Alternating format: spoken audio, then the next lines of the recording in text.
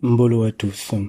Dans la chaîne YouTube, il y a quelque temps de cela, j'ai posté un audio qui s'intitule Les atomes dans le corps humain. Et j'ai expliqué que les atomes sont composés de vide. Ils sont vides.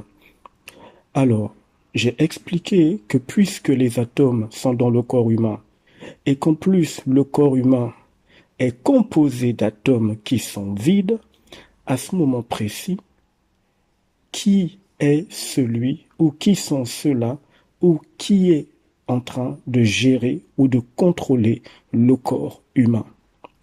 Il y a un grand nombre de gens qui sont certains que ce sont eux qui pilotent ou qui contrôlent leur corps carbone, leur corps physique. Les gens savent aujourd'hui que sur un plan mécanique et technologique, les voitures peuvent avoir un pilotage automatique. Ce genre de voitures peuvent aller dans les directions préenregistrées sans problème, tout en respectant le temps de parcours, les signalisations routières, en évitant les obstacles. Le tout sans que les passagers à bord du véhicule ne fassent quoi que ce soit. Il y a plusieurs sortes de technologies visibles dans ce monde, des technologies validées par le monde scientifique, des technologies dites rationnelles. Toutefois, il y a aussi des technologies invisibles qui dépassent de loin l'entendement humain, qui dépassent de très loin ce que l'humain peut concevoir de façon intellectuelle et psychologique. Ces technologies sont mises en place et contrôlées par des êtres qui sont invisibles à l'œil humain, des êtres venus d'autres dimensions, des êtres qui sont sur des fréquences à l'opposé des fréquences acceptées ou comprises de l'humanité. La fréquence de ces forces compliquées est une vibration morte, sans lumière, sans vie. Elle est faite de mémoire, et c'est d'ailleurs pour ça que dans cette planète, tout n'est que répétition. Il n'y a qu'à voir ce qui se passe autour de vous. Observez. Vous faites les mêmes gestes tous les jours. Vous devez vous laver, vous habiller, ensuite vous devez vaquer à certaines occupations. Tout est répétitif. Il n'y a que dans la mort que tout se répète sans fin. Alors, partons maintenant un peu plus loin dans l'explication qui concerne l'humain. Donc l'humain est certain que c'est lui qui est au contrôle de son corps physique.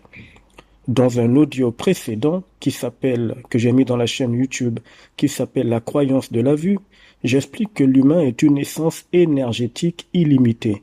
L'humain est âme et esprit. Je rappelle encore ici que l'esprit humain n'est pas dans ce plan terrestre, ni dans le corps carbone, à savoir dans le corps humain. L'âme ainsi que la conscience sont enfermés dans le corps carbone, dans le véhicule de transport terrestre de l'âme, le corps humain. Si l'âme n'était pas prisonnière dans le corps carbone, dans le corps humain, si elle était autonome, elle aurait eu la possibilité de sortir du corps physique selon sa volonté, ou encore selon la volonté de la conscience. Elle l'aurait fait autant de fois qu'elle l'aurait voulu, et à n'importe quel moment. Exactement comme l'humain, dans son quotidien, peut aller et venir physiquement comme il veut, je dis bien entre parenthèses.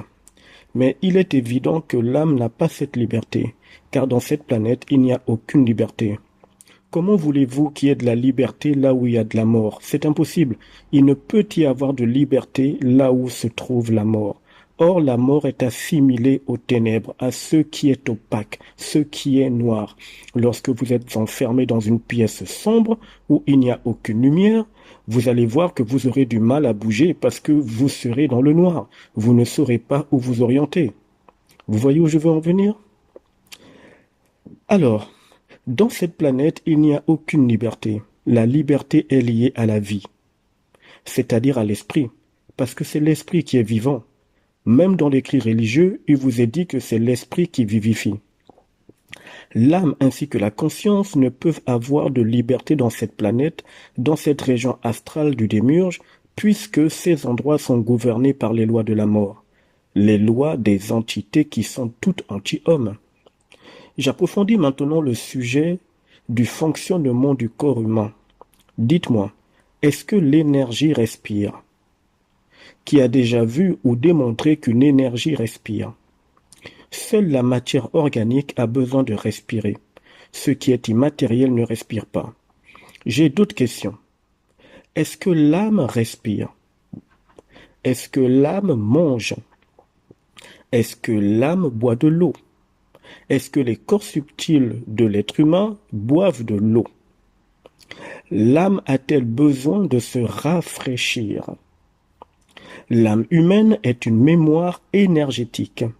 Si l'âme ne respire pas, et c'est le cas, qui fait donc respirer le corps humain? Si l'âme ne boit pas et ne mange pas, qui active dans ce cas le procédé en question dans le corps humain? C'est-à-dire, qu'est-ce qui active le fait que l'humain ait besoin de manger ou mange? Vous voyez que quand on met de côté les émotions, les sentiments, l'intellectualisme sociétal, le savoir universel, quand il prend la place et qui est d'ailleurs un droit, permet à l'humain de réaliser la très grande manipulation dans laquelle il est tombé. J'ai une autre question. Quand vous dormez physiquement la nuit ou le jour, vous avez selon vous la certitude que vous êtes reposé, n'est-ce pas? Mais qui dort? L'âme ou le corps? Le corps humain est un véhicule automatique piloté par des forces invisibles. Cette machine organique peut se mettre en veille, car elle est programmable et elle est programmée par des êtres que vous ne voyez pas et qui disposent d'une technologie très avancée. L'âme, quant à elle, ne dort pas. Elle ne dort jamais, parce qu'elle est énergie mémorielle. L'énergie n'a pas besoin de dormir. Lorsque l'âme se retrouve dans les régions des rêves, elle vaque à d'autres occupations, car les entités la font rêver. Elle doit donc enregistrer tout ce qu'elle voit durant ce que l'humain appelle le sommeil ou le rêve. Le corps carbone est un programme. C'est un programme organique. Il est piloté automatiquement, mais de manière invisible par l'œil humain.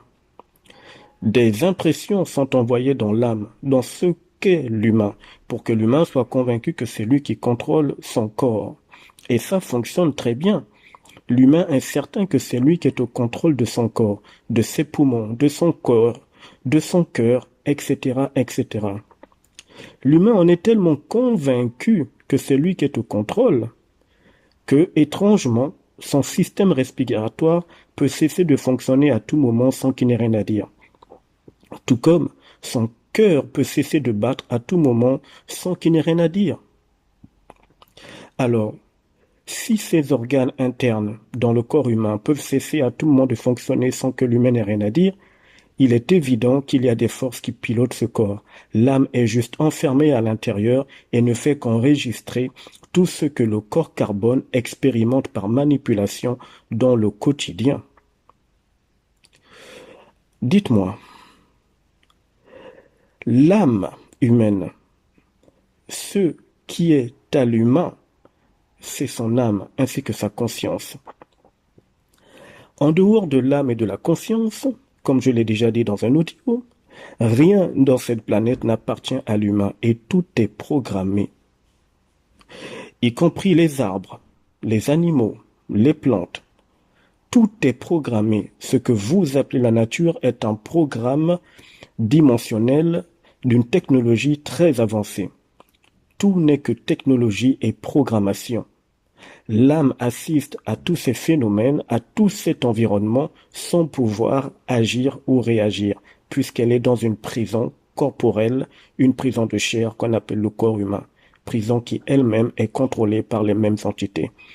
Cependant, cette âme doit enregistrer tout ce que les entités lui feront voir ou feront subir au corps dans lequel elle est enfermée, afin que ces expériences deviennent des mémoires, et ces mémoires enrichissent le plan astral afin de berner d'autres individus qui apparaîtront dans cette planète par le procédé de la naissance.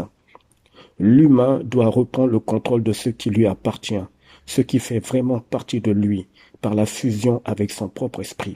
L'humain doit reprendre le contrôle total de sa conscience et de son âme, de ses corps subtils. À plus tard.